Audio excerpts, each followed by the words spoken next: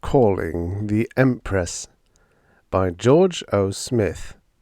A Tale of Venus Equilateral. Originally published in Astounding Science Fiction, June 1943.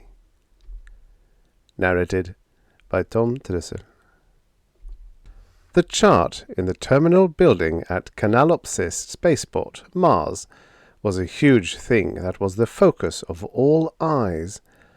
It occupied a 30 by 30 space in the center of one wall, and it had a far-flung iron railing about it to keep the people from crowding it too close, thus shutting off the view.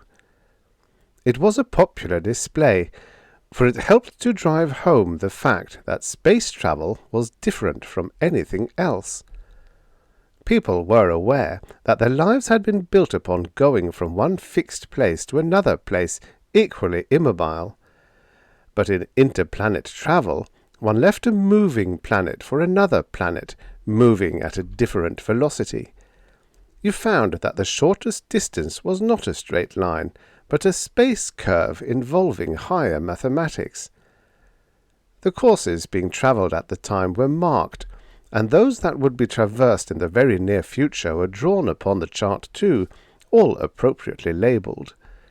At a glance, one could see that in 50 minutes and 17 seconds, the Empress of Colaine would take off from Mars, which was the red disk on the right, and she would travel along the curve so marked to Venus, which was almost 160 degrees clockwise around the Sun. People were glad of the chance to go on this trip, because the famous relay station would come within a telescope's sight on the way. The Empress of Colaine would slide into Venus on the day side, and a few hours later she would lift again to head for Terra, a few degrees ahead of Venus and about 30 million miles away. Precisely on the 00, the Empress of Colaine lifted upward on 4 tenuous pillars of dust-red glow and drove a hole in the sky. The glow was almost lost in the bright sunshine, and soon it died. The Empress of Colaine was a little world in itself, and would so remain until it dropped onto the ground at Venus, almost 200 million miles away. Driving upward, the Empress of Colaine could not have been out of the thin Martian atmosphere when a warning bell rang in the telephone and telespace office at the terminal. The bell caught official ears, and all work was stopped as the personnel of the communications office ran to the machine to see what was so important that the immediate attention signal was rung. Impatiently, the operator waited for the tape to come clicking from the machine. It came, letter by letter, click by click, at 50 words per minute. The operator tore the strip from the machine and read aloud, "Hold Empress of Colaine. Reroute to Terra direct. Will be quarantined at Venus. Whole planet in epidemic of Venusian fever." "Snap answer," growled Keg Johnson. "Tell 'em. Too little and too late. Empress of Colaine left 30 seconds before warning bell. What do we do now?" The operator's fingers clicked madly over the keyboard. Across space went the reply, across the void to the relay station. It ran through the station's mechanism and went darting to Terra. It clicked out as sent in the offices of Interplanet Transport. A vice president read the message and swore roundly.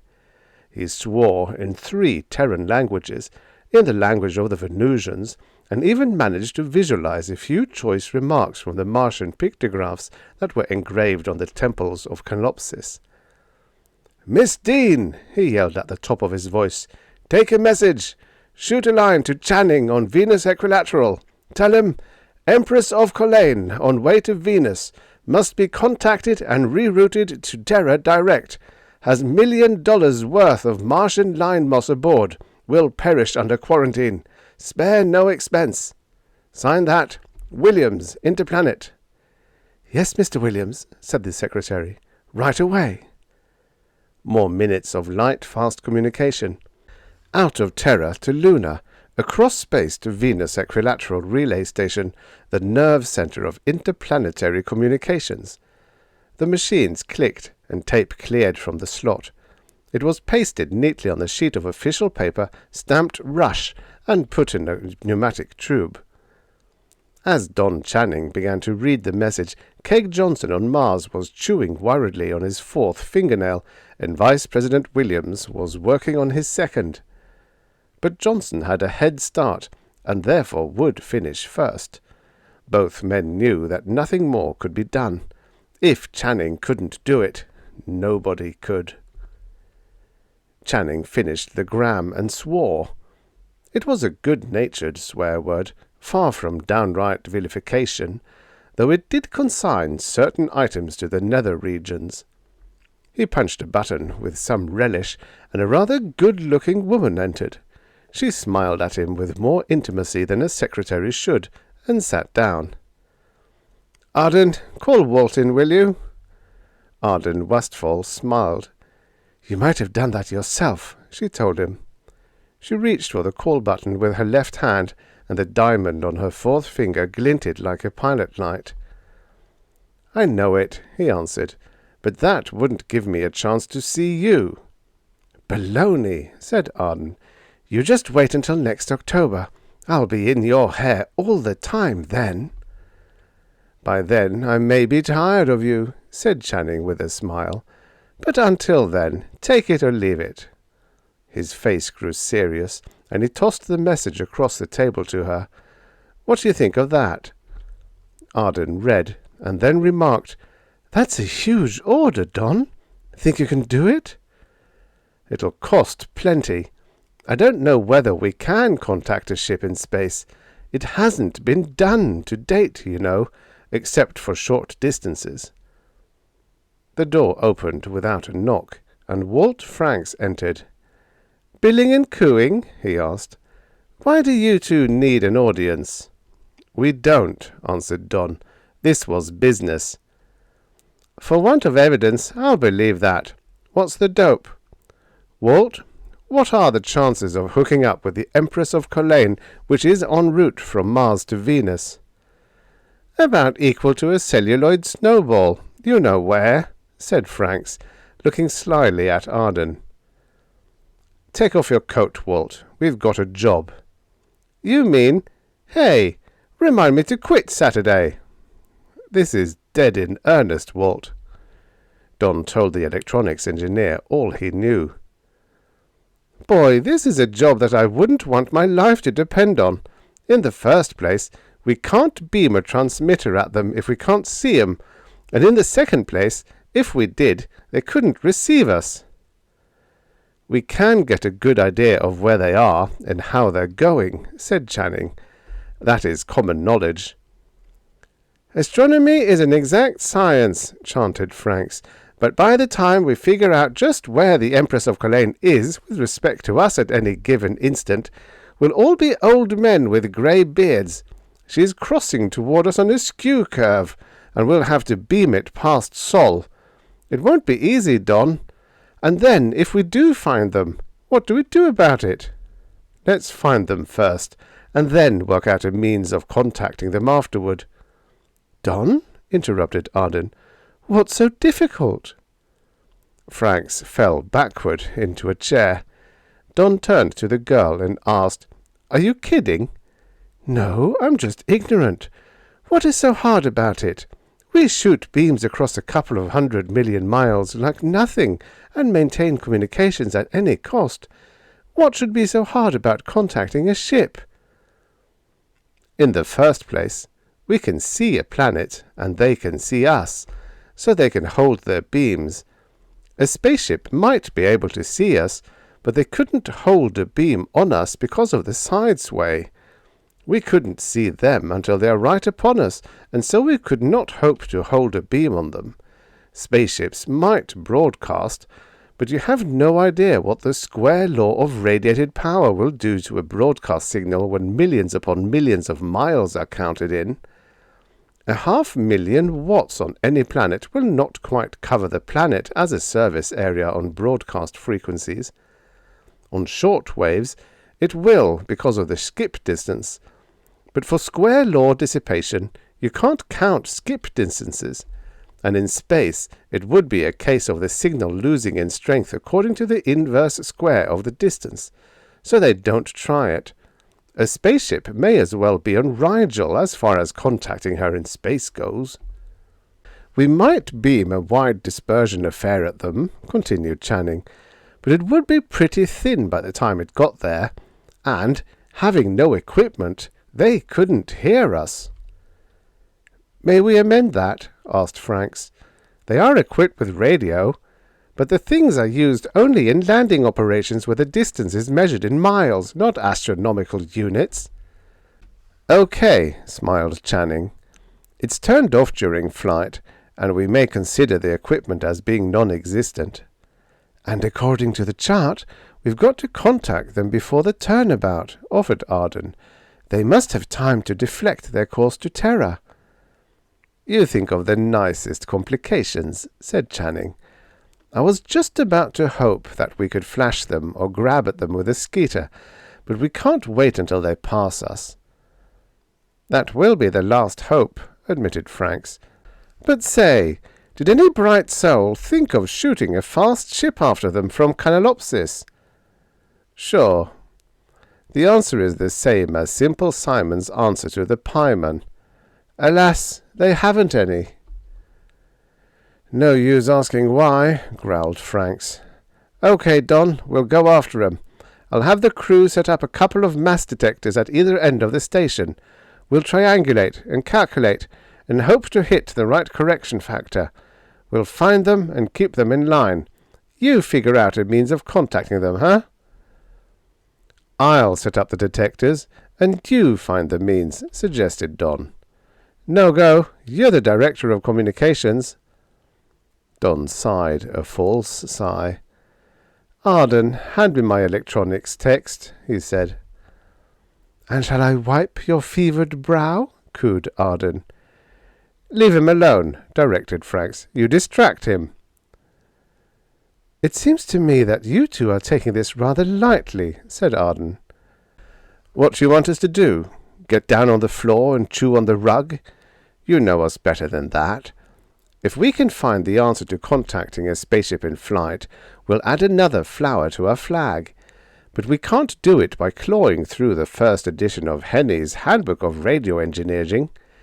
It will be done by the seat of our pants, if at all.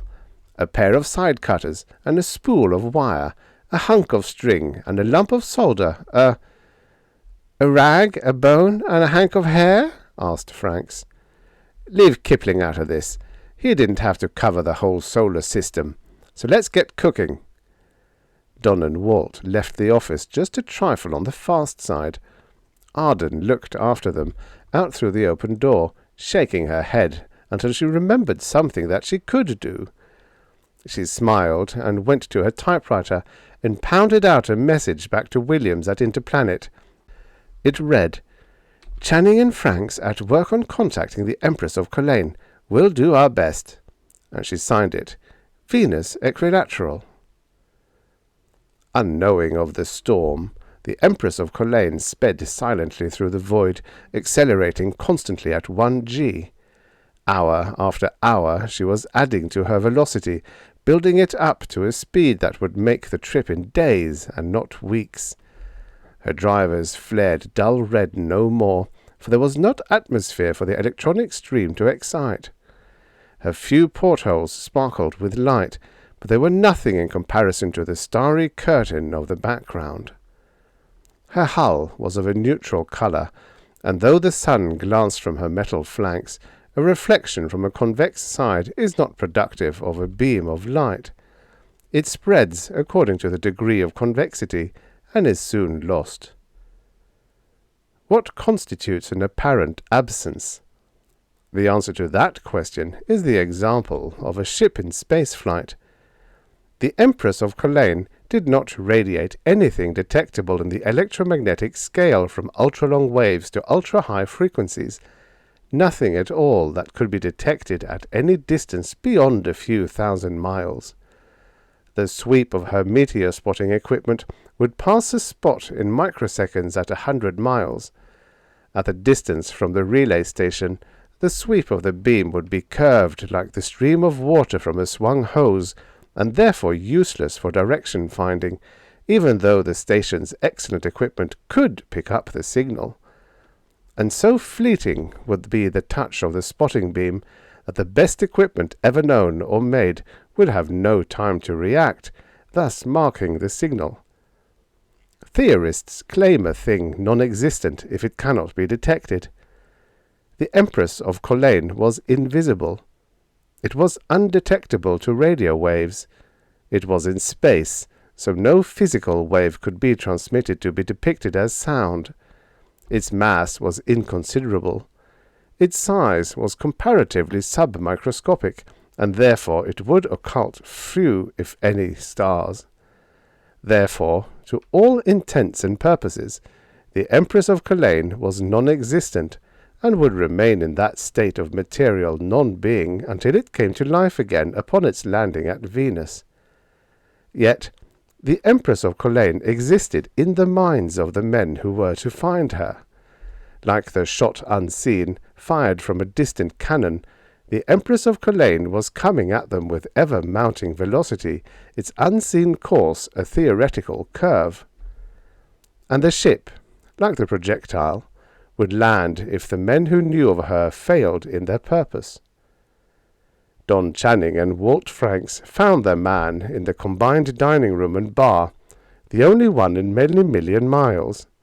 They surrounded him, ordered a sandwich and beer, and began to tell him their troubles. Charles Thomas listened for about 3 minutes. "Boy," he grinned, "being up in that shiny plush-lined office has sure done plenty to your think tank, Don." Channing stopped talking. "Proceed," he said. "In what way has my perspective been warped?" "You talk like Burbank," said Thomas, mentioning a sore spot of some months past. "You think a mass detector would work at this distance? Nuts, fellow. It might, if there were nothing else in the place to interfere. But you want to shoot out near Mars. Mars is on the other side of the sun, an evening star to anyone on Terra. You want us to shoot a slap-happy beam like the mass detector out past Sol, and then 140 million miles beyond, in the faint hope that you can triangulate upon a little mite of matter, a stinking 600-odd feet of aluminium hull, mostly filled with air and some machinery and so on. Brother, what do you think all the rest of the planets will do to your little piddling beam? Retract, or perhaps abrogate the law of universal gravitation?" "Crushed," said Franks, with a sorry attempt at a smile. "Phew," agreed Channing. "Maybe I should know more about mass detectors." "Forget it," said Charles. "The only thing that mass detectors are any good for is to conjure up beautiful bubble dreams, which anybody who knows about 'em can break with a cold point of icy logic." "What would you do?" asked Channing. "Darned if I know. We might flash 'em with a big mirror, if we had a big mirror, and they weren't heading right into the sun." "Let's see," mused Franks, making tabulations on the tablecloth. "They're a couple of 100 million miles away. In order that your mirror present a recognizable disk, it should be about twice the diameter of Venus, as seen from Terra. That's 8,000 miles in, at best visibility, say 80 million or so 1,000-to-1 ratio. The Empress of Colaine is heading at us from some 200 million, so at 1,000-to-1 ratio, our mirror would have to be 20,000 miles across. Some mirror!" Don tipped Walt's beer over the edge of the table, and while the other man was busy mopping up and muttering unprintables, Don said to Thomas, "This is serious, and it isn't. Nobody's going to lose their skin if we don't, but a problem has been put to us, and we're going to crack it if we have to skin our teeth to do it." "You can't calculate their position?" "Sure, within a couple of 1,000 miles we can. That isn't close enough." "No, it isn't," agreed Chuck. Silence fell for a minute. It was broken by Arden, who came in waving a telegram. She sat down and appropriated Channing's glass, which had not been touched. Don opened the sheet and read, "Have received confirmation of your effort. I repeat, spare no expense." It was signed, Williams, Interplanet. "Does that letter offer mean anything to you?" asked Arden. "Sure," agreed Don. "But at the time we're stumped. Should we be doing something?" "Anything, I should think, would be better than what you're doing at present. Or does that dinner and beer come under the term expenses?" Arden stood up, tossed Channing's napkin at him, and started toward the door. Channing watched her go, his hand making motions on the tablecloth. His eyes fell to the table, and he took Franks's pencil and drew a long curve from a spot of gravy on one side of the table to a touch of coffee stain on the other. The curve went through a bit of grape jelly near the first stain. "Here goes the tablecloth strategist," said Franks. "What now, little man?" "That spot of gravy," explained Don, "is Mars. The jelly is the Empress of Colaine. Coffee stain is Venus, and up here by this cigarette burn is Venus Equilateral. Get me?" "Yep, that's clear enough." "Now, it would be the job for 17 astronomers for 9 weeks to predict the movement of the jelly spot with respect to the usual astral standards. But, fellows, we know the acceleration of the Empress of Colaine, and we know her position with respect to the orbit of Mars at the instant of takeoff. We can correct for Mars's advance along her, or his, orbit. We can figure the position of the Empress of Colaine from her angular distance from Mars. That's the only thing we need know. We don't give a $10 damn about her true position." Channing began to write equations on the tablecloth. "You see, they aren't moving so fast with respect to us. The course is foreshortened as they are coming almost in line with Venus Equilateral, curving outward and away from the Sun.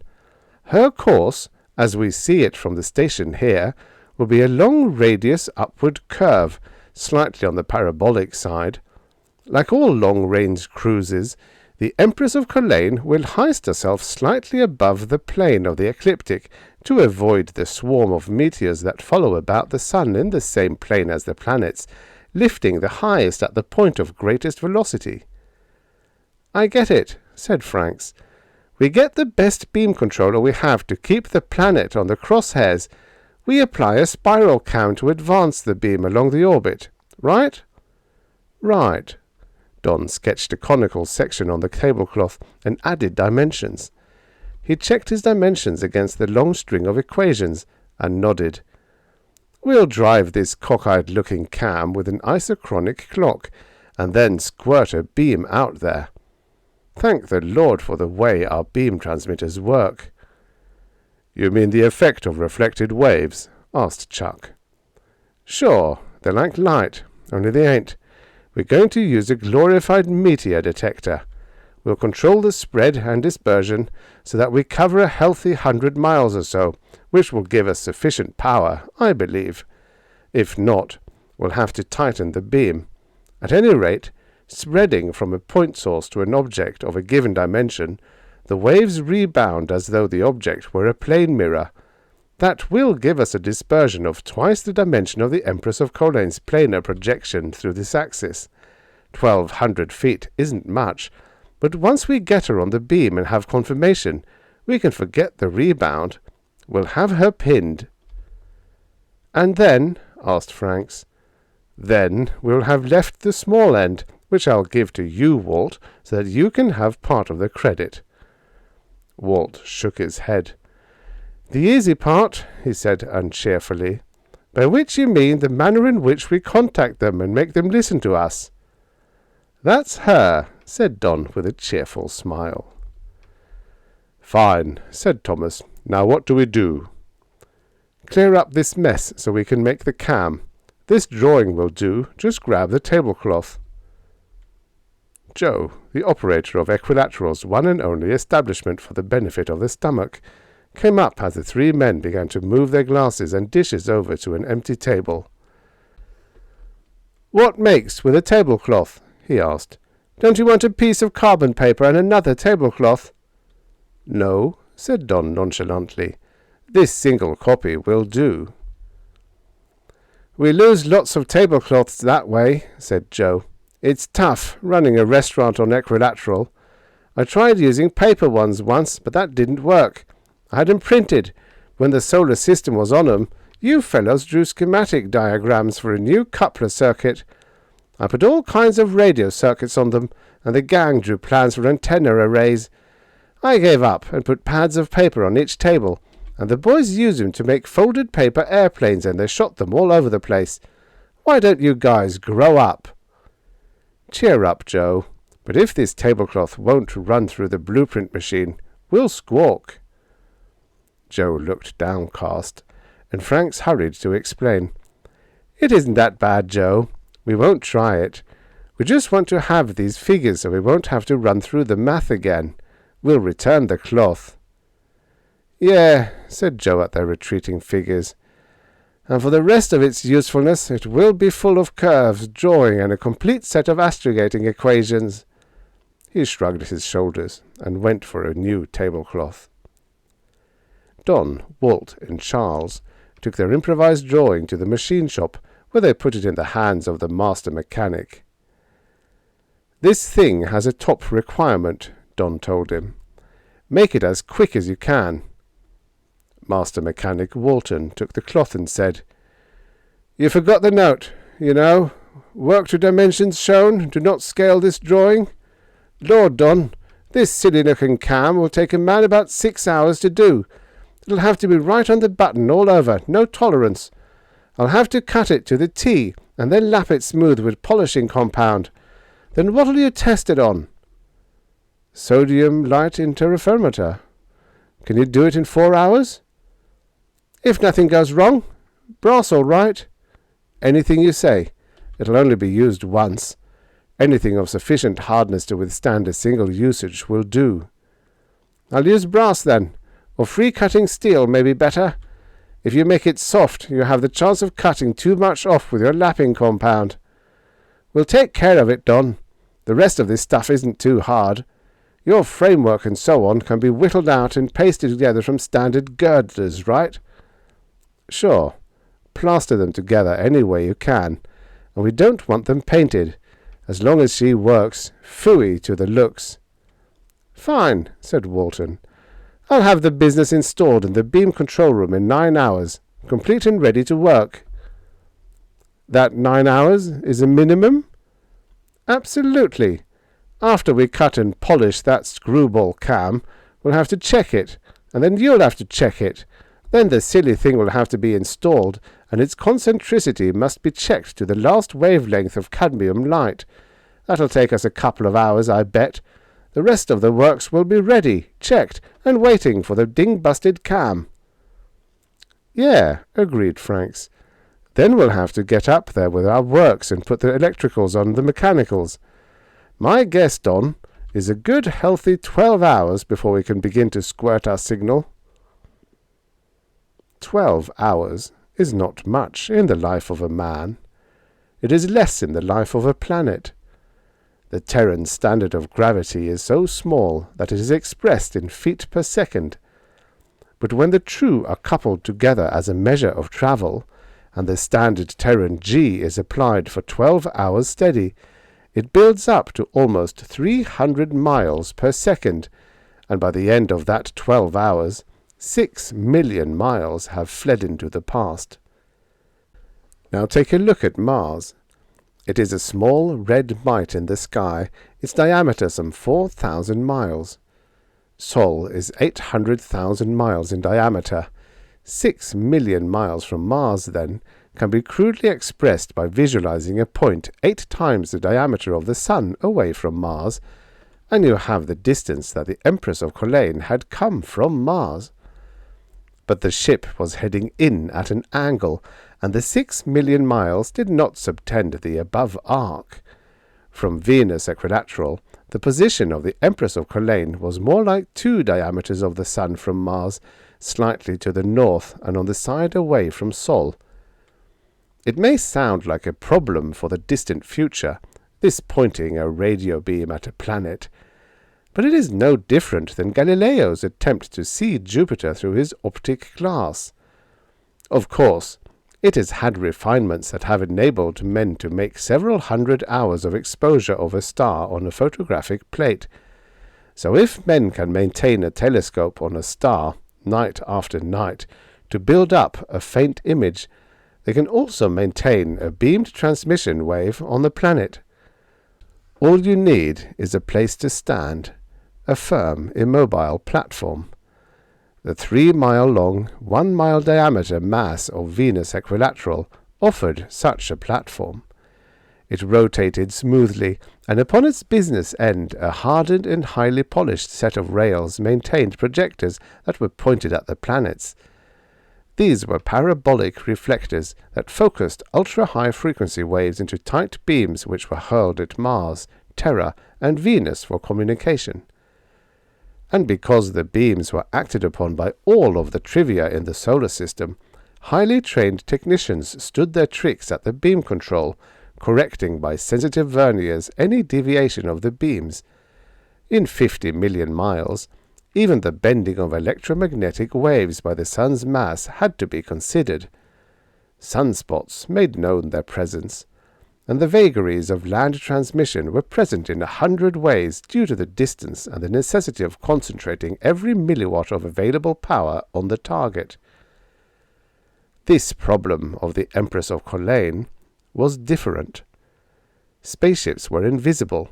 Therefore, the beam control man must sight on Mars, and the mechanical cam would keep the ship in sight of the beam. The hours went past in a peculiar mixture of speed and slowness. On one hand, the minutes sped by swiftly and fleetingly, each tick of the clock adding to the lost moments never to be regained. Time, being precious, seemed to slip through their fingers like sifting sand. On the other hand, the time that must be spent in preparation of the equipment went slow. Always it was in the future, that time when the experiment must either prove a success or a failure. Always there was another hour of preparatory work before the parabolic reflector was mounted, and then another hour before it swung freely and perfectly in its new mounting. Then the minutes were spent in anticipation of the instant that the power stage of the transmitter was tested, and the megawatts of ultra-high frequency energy poured into the single rod that acted as a radiator. It was a singularly disappointing sight. The rod glowed not, and the reflector was the same as it was before the rod drew power. But the meters read, and the generators moaned, and the pyrometers in the insulators mounted as the losses converted the small quantity of energy into heat. But the rod drew power, and the parabolic reflector beamed that power into a tight beam and hurled it out on a die-true line. Invisible power that could be used in communications. Then the cam was installed. The time went by even slower then, because the cam must be lapped and polished to absolute perfection, not only of its own surface, but to absolute concentricity on the shaft on which it turned. But eventually the job was finished, and the men stood back, their eyes expectantly upon Don Channing and Walt Franks. Don spoke to the man chosen to control the beam. "You can start any time now. Keep her knifed clean if you can." The man grinned at Channing. "If the devils that roam the void are with us, we'll have no trouble. We should all pray for a phrase used by some characters in a magazine I read once. Clear ether! We could use some right now." He applied his eyes to the telescope. He fiddled with the verniers for a brief time, made a major adjustment on a larger hand wheel, and then said, without removing his eye from the scope, "That's it, Dr. Channing." Don answered, "Okay, Jim, but you can use the screen now. We aren't going to make you squint through that pipe for the next few hours straight." "That's all right. I'll use the screen as soon as we can prove we're right. Ready?" "Ready," said Channing. Franks closed a tiny switch. Below, in the transmitter room, relays clicked and heavy-duty contacts closed with blue fire. Meters began to climb upward across their scales, and the generators moaned in a descending whine. A shielded monitor began to glow, indicating that full power was vomiting from the mouth of the reflector. And out from the projector there went, like a spearhead, a wavefront of circularly polarized microwaves. Die-true they sped, crossing the void like a line of sight to an invisible spot above Mars and to the left, out past the sun, where they bent inward just enough to make Jim's job tough. Out across the open sky they sped at the velocity of light, and taking 16 minutes to get there. Would it, or wouldn't it? A half-hour passed. "Now," said Channing, "are we?" 10 minutes went by. The receiver was silent, save for a constant crackle of cosmic static. 15 minutes passed. "Nuts," said Channing. "Could it be that we aren't quite hitting them?" "Could be," admitted Franks. "Jim, waggle that beam a bit, and slowly. When we hit 'em, we'll know it because we'll hear 'em a half-hour later. Take it easy and slowly. We've used up 13 of our 50-odd hours. We can use another 30 or so just in being sure." Jim began to make the beam roam around the invisible spot in the sky. He swept the beam in microscopic scans, up and down, advancing the beam by 1/2 of its apparent width at the receiver for each sweep. 2 more hours went by. The receiver was still silent of reflected signals. It was a terrific strain, this necessary wait of approximately a half-hour between each minor adjustment and the subsequent knowledge of failure. Jim gave up the scope because of eye strain, and though Don and Walt had confidence that the beam control man was competent to use the cross-ruled screen to keep Mars on the beam, Jim was none too sure of himself, and so he kept checking the screen against the scope. At the end of the next hour of abject failure, Walt Franks began to scribble on a pad of paper. Don came over to peer over Franks's shoulder, and because he couldn't read Walt's mind, he was forced to ask what the engineer was calculating. "I've been thinking," said Franks. "Beginner's luck?" asked Don with a wry smile. "I hope not. Look, Don, we're moving on the orbit of Venus, at Venus's orbital velocity. Oh, all right, say it scientifical. We're all three, Venus, Sol, and Venus Equilateral, at the corners of an equilateral triangle, and will forever remain, barring outside influences.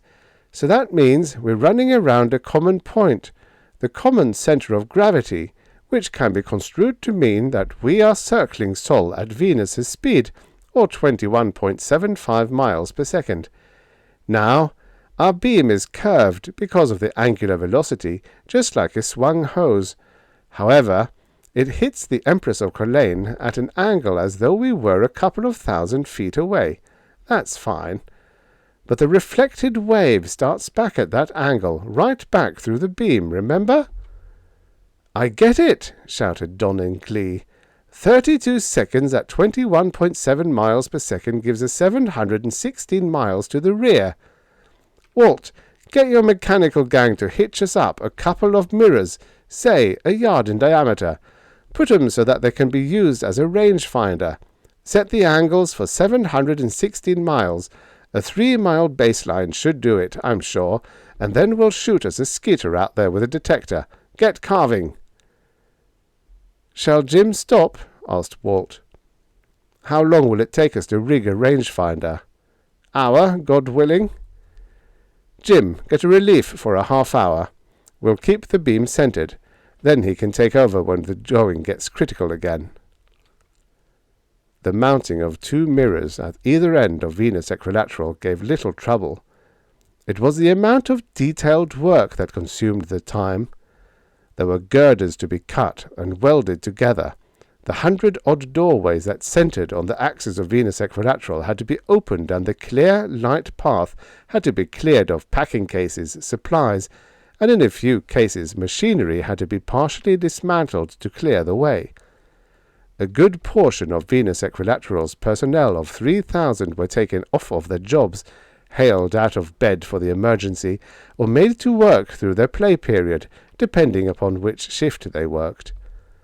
The machinery could be replaced, the central storage places could be refilled, and the many doors closed again, but the central room containing the air plant was no small matter. Channing took a sad look at the lush growth of Martian sawgrass and sighed. It was growing nicely now. They had nurtured it into lusty growth from mere sprouts in trays, and it was as valuable, precisely, as the lives of the 3,000 odd that lived, loved, and pursued happiness on Venus Equilateral. It was a youthful plant, a replacement brought in a tearing hurry from Mars to replace the former plant that was heaved into the incinerator by a well-meaning but ignorant man who thought that an air plant must be huge moving levers, whirling gears, bubbling retorts, and a sprig of parsley. Channing closed his eyes and shuddered in mock horror. "Chop out the center," he said. The center meant the topmost fronds of the long blades. Their roots were embedded in the trays that filled the cylindrical floor. Some of the blades would die. Martian sawgrass is tender in spite of the wicked spines that line the edge, but this was an emergency with a capital E. Cleaning the centermost channel out of the station was no small job. The men who put up Venus Equilateral had no idea that someone would be using the station for a sighting tube some day. The many additions to the station through the years made the layout as regular and as well planned as the Mammoth Cave in Kentucky. So for hour upon hour, men swarmed in the central weightless channel and wielded acetylene torches, cutting steel. Not in all cases, but there were many. In 3 miles of storage rooms, a lot of doors and bulkheads can be thrown up without crowding the size of the individual rooms. Channing spoke into the microphone at the north end of Venus Equilateral and said, "Walt, we've got a sight. Can you see?" "Yep," said Walt. "And say, what happens to me after that bum guess?" "That was quite a stretch, Walt. That hour, God willing, worked itself out into 4 hours. God help us." "Okay, so I was optimistic. I thought that those doors were all on the center line." "They are supposed to be, but they aren't huge, and a little misalignment can do a lot of light stopping. Can we juggle mirrors now?" "Sure as shooting. Is Freddy out in the flitter?" "He says he is guessing that he is at the right distance now. I'm set at the right angle now." Don began to fumble through a volume of Vegas, logarithms, and trigonometrical functions. 89 degrees, 45 minutes, and 40 seconds. Can you set your mirror that close?" "Nope," answered Walt without a qualm. "Not a chance. I can hit it about 10 seconds plus or minus, though." "Make it plus nothing, minus 20, said Don. "I was playing by ear. This time on account of my slipstick is busted." "Such a lot of chatter," returned Walt. "Don't mean a thing. While you've been gabbling about your prowess with a busted slide rule, I've been setting my glass. You can cook with glass now." "Brother," groaned Channing, "if I had one of those death rays that the boys were crowing about back in the days before space hopping became anything but a bit of fiction, I'd scorch your ears, or burn them off, or blow holes in you, or disintegrate you, depending on what stories you read. I haven't heard such a lousy pun in 17 years. Hey, Freddy, you're a little close. Run out a couple of miles, huh? And Walt, I've heard some doozies." There was a click in the phones, and a cheerful voice chimed in with, "Good morning, fellows. What's with the great quest?" Channing answered, "Hi, babe. Been snoozing?" "Sure, as any sensible person would. Have you been up all the time?" "Yeah. We're still up against the main trouble with telephones. The big trouble, same as back in 1877. Our friends have no telephone. You'd be surprised how elusive a spaceship can be in the deep. Sort of a non-existent microscopic speck, floating in absolutely nothing. We have a good idea of where they should be, and possibly why and what, but we're really playing with blindfolds, handcuffs, car plugs, mufflers, nose clamps, and tongue ties. I am reminded, hey Freddy, lift her north about 300 yards, of the two blind men. Never mind the blind men, came back the pilot. How am I doing? Fine. Slide out another 100 yards and hold her there. Who, me? Listen, Dr. Channing, you're the bird on the tape line. You have no idea just how insignificant you look from 716 miles away. Put her red hot on the finder and have him tell me where the ship sits. Okay, Freddy, you're on the beam, and I'll put a guy on here to give you the dope, right? Right. Right, echoed Arden. And I'm going to bring you a slug of coffee and a roll. Or did you remember to eat recently? We didn't, chimed in Walt. You get your own girl, snorted Channing. And besides, you are needed up here. We've got work to do. Once again, the signal lashed out. The invisible waves drove out and began their swift run across the void. Time, as it always did during the waiting periods, hung like a sword of Damocles. The half-hour finally ticked away, and Freddy called in, No dice, she's as silent as the grave. Minutes added together into an hour. The concentric wave left the reflector and just dropped out of sight. Too bad you can't widen her out, suggested Don. I'd like to tighten it down, objected Walt. I think we're losing power, and we can't increase the power, but we could tighten the beam. Too bad you can't wave it back and forth like a fireman squirting water on a lawn, said Arden. Firemen don't water lawns, began Walt Franks, but he was interrupted by a wild yell from Channing. Something hurt? asked Arden. No. Walt, we can wave the beam. Until we find him? We've been trying that. No worky.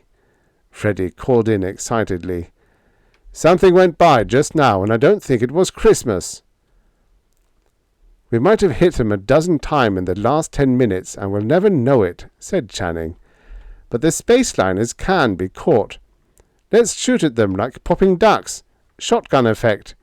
Look, Walt, we can electronically dance the beam at a high rate of speed, spraying the neighborhood.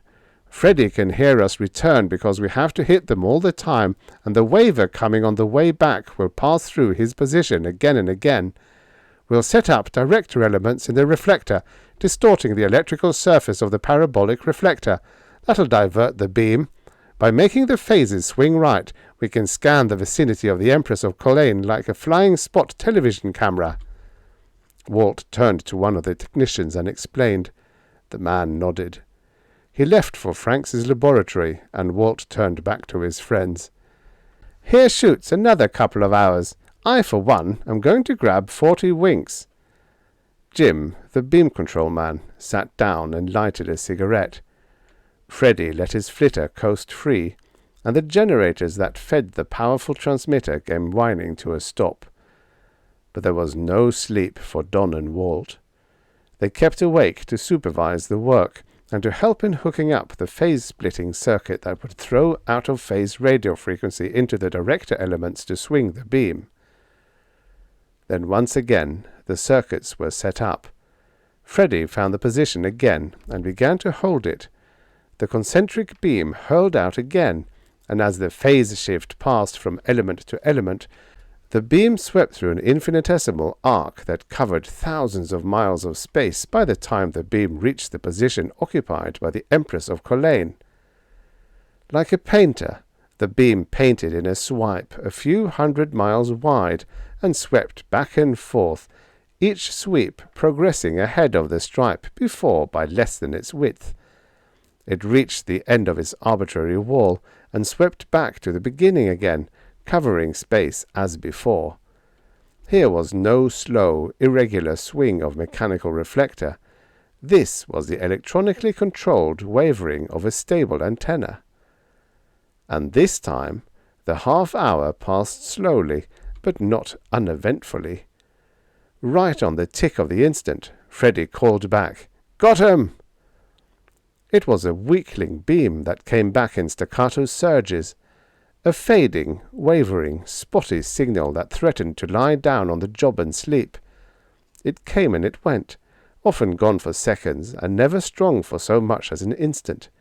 It vied, and almost lost completely, with the constant crackle of cosmic static. It fought with the energies of the sun's corona, and was more than once the underdog. Had this returning beam carried intelligence of any sort, it would have been wasted. About all that could be carried on a beam as sorry as this was the knowledge that there was a transmitter, and that it was transmitting. But his raucous note synchronized with the paint-brush wiping of the transmitter. There was no doubt. Don Channing put an arm around Arden's waist and grinned at Walt Franks.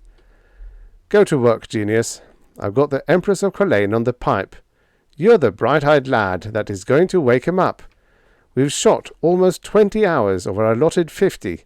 Make with the megacycles, Walter. Arden and I will take in a steak, a moon picture, and maybe a bit of woo. Like?" he asked the girl. "I like," she answered. Walt Franks smiled and stretched lazily. He made no move to the transmitter. "Don't go away," he cautioned them. "Better call up Joe and order beer and sandwiches for the boys in the back room. On you."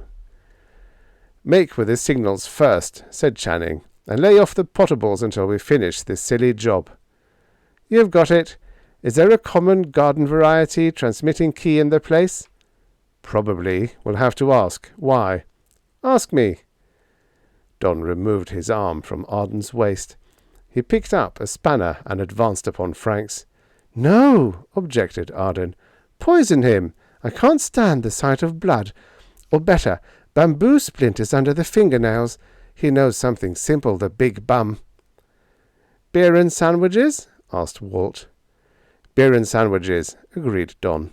"Now, Tom Swift, what gives?" "I want to key the inner component of the beam. You see, Don, we're using the same frequency by a half-dozen megacycles as their meteor spotter. I'm going to retune the inner beam to their frequency and key it. Realize what'll happen?" "Sure," agreed Don, "but you're still missing the boat. You can't transmit keyed intelligence with an intermittent contact." "In words, what do you mean, Don?" "International code is a series of dots and dashes. You may know. Our wobbling beam is whipping through the area in which the Empress of Culzean is passing. Therefore, the contact is intermittent. And how could you tell a dot from a dash?" "Easy," bragged Walt Franks. "We're not limited as to the speed of deviation, are we?"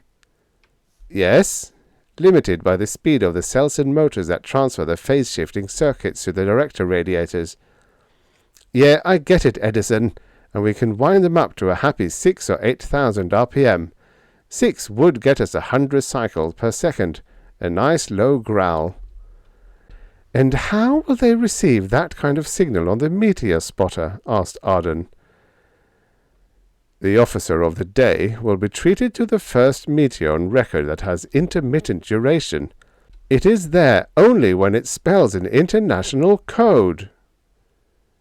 Prying the toy transmitting key from young James Burke was a job only surpassed in difficulty by the task of opening the vault of the Interplanetary Bank after working hours.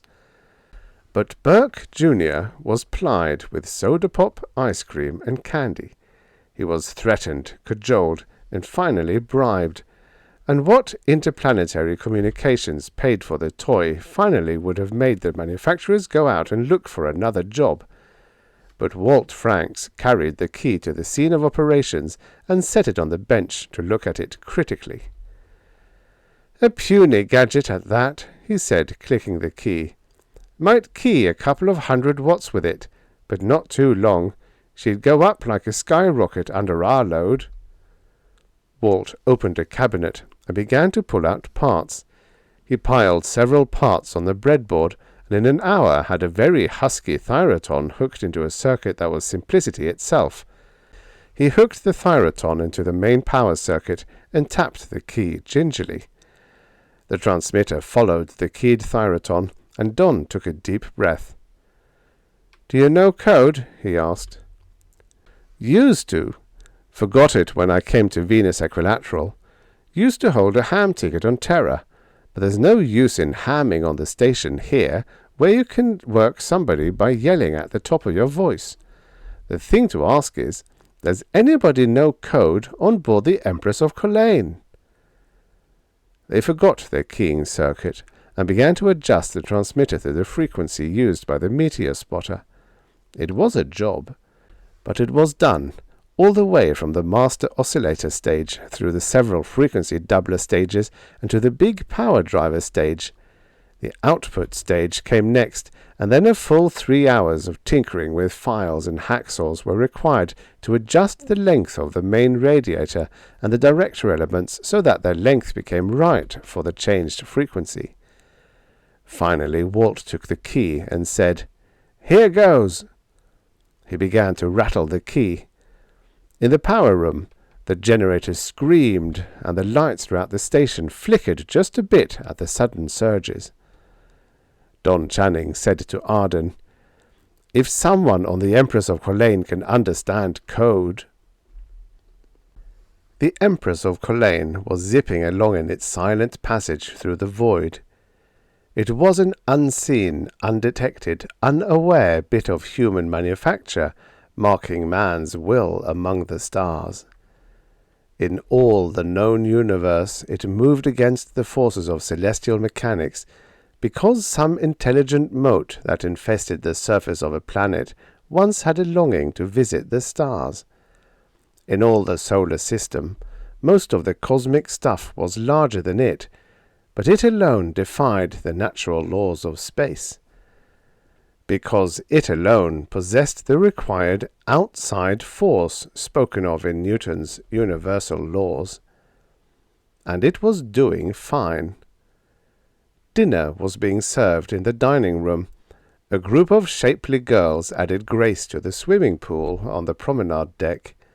The bar was filled with a merry crowd, which in turn were partly filled with liquor.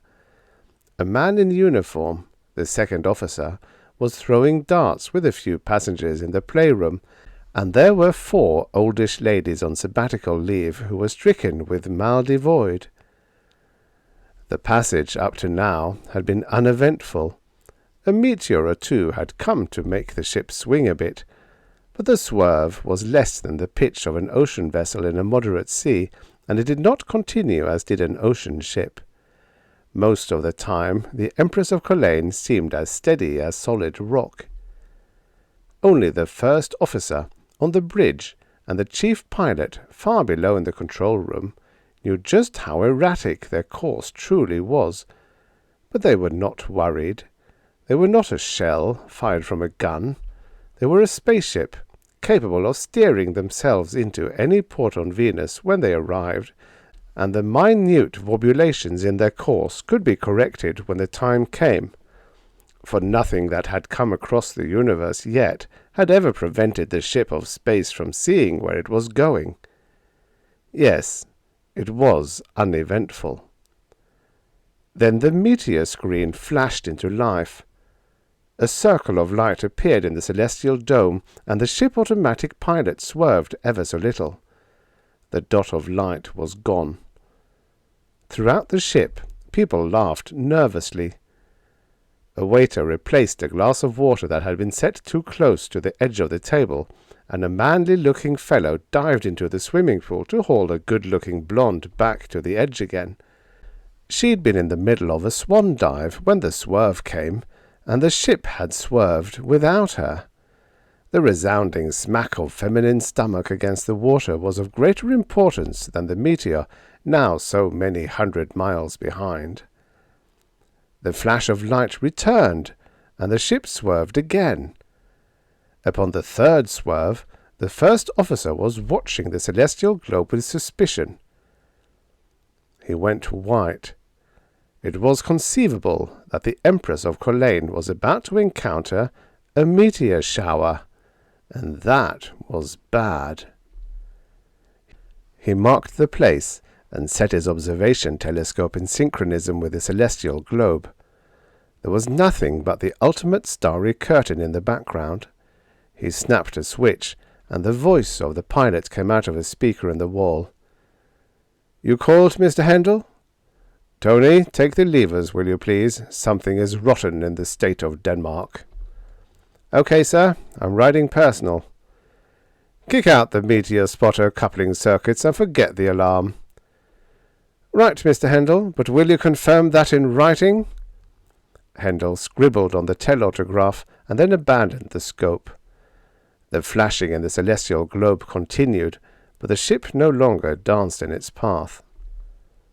The big 20-inch Cassegrain showed nothing at all, and Hendel returned to the bridge, scratching his head. Nothing on the spotting scope, and nothing on the big instrument. That intermittent spot was large enough to mean a huge meteor. But wait. At their speed, it should have retrogressed in their celestial globe unless it was so huge and so far away. But Sol didn't appear on the globe, and it was big and far away, bigger by far. Nothing short of a planet at less than planetary distances would do this. Not even a visible change in the position of the spot. Therefore, thought Hendel, this is no astral body that makes this spot. Hendel went to a cabinet and withdrew a cable with a plug on either end. He plugged one end into the test plug on the meteor spotter and the opposite end into a speaker. A low humming emanated from the speaker in synchronism with the flashing of the celestial globe. It hit a responsive chord. Hendel went to the main communication microphone and spoke. His voice went all over the Empress of Colaine, from pilot room and cargo spaces to swimming pool and infirmary. "Attention," he said in a formal tone. "Attention to official orders." Dancers stopped in mid-step. Swimmers paused and then made their way to the edges of the pool and sat with their feet dangling in the warm water. Diners sat with their forks poised foolishly. "Official orders." That meant an emergency. Hendel continued. "I believe that something never before tried is being attempted. I am forced against my better knowledge to believe that some agency is trying to make contact with us, a spaceship in flight. This is unknown in the annals of space flying, and is therefore indicative of something important. It would not have been tried without preparations unless an emergency exists. However, the requirements of an officer of space do not include a knowledge of code, because of the lack of communication with the planets while in space. Therefore, I request that any person with a working knowledge of international Morse will please present himself to the nearest officer." Minutes passed. Minutes during which the flashing lights continued.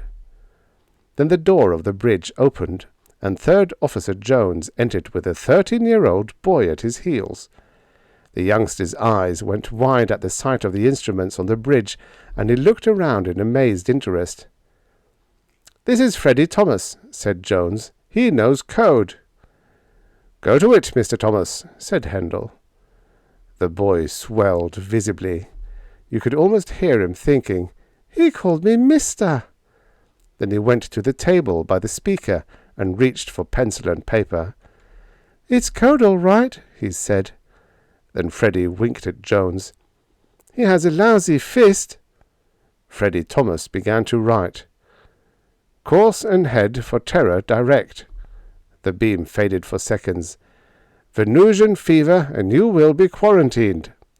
"Calling CQ, calling CQ, calling CQ." "Calling Empress of Colaine. Empowered us to contact you and convey. Message. You are requested to correct your course and head a plague of Venusian fever and you. Williams of Interplanet has empowered us. The following message. You are requested to correct your head for Terra direct. Calling CQ. Does that hash make sense to you? Asked Jones of Hendel.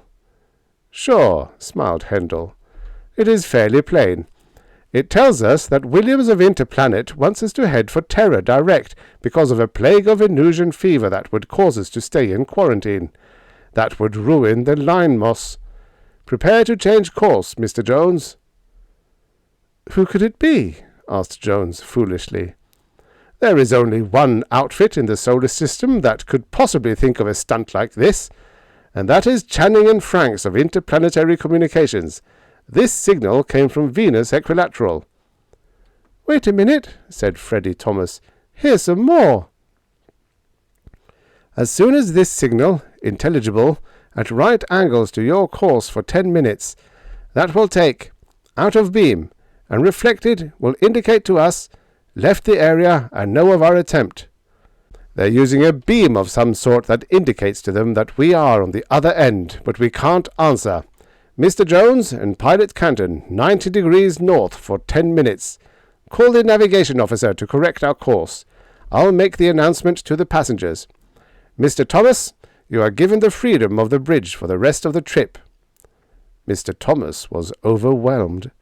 He'd learned plenty, and that would help him when he applied for training as a space officer, unless he decided to take a position with interplanetary communications when he grew up. The signal faded from the little cruiser, and silence prevailed. Don spoke into the microphone and said, "Run her up a millisecond," to the beam controller. The beam wiped the space above the previous course for several minutes, and Franks was sending furiously. "You have answered our message. We'll be seeing you." Channing told the man in the cruiser to return.